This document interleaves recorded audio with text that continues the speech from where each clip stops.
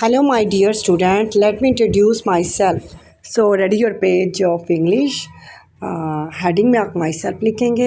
So, first line is you write it I. Standing line and two sleeping lines. Small sleeping line. I am. Two finger gap देंगे आप. फिर am. I am a girl. GIRL. Girl. I am a girl.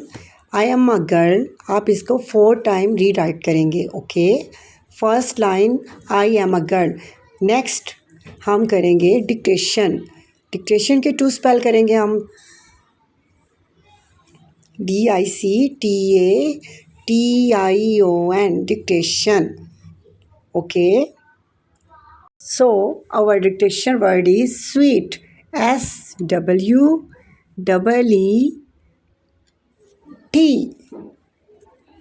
sweet.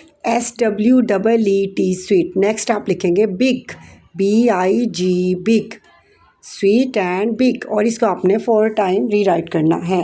Okay, आज का आपका यही lesson है और आपने ये होमवर्क में भी करना है और आपका ये छुट्टियों में चेक होगा. ठीक है, रेगुलर आप होमवर्क करते जाएं. एक अलग से न्यू आपने रजिस्टर लेना और उस रजिस्टर के ऊपर आपने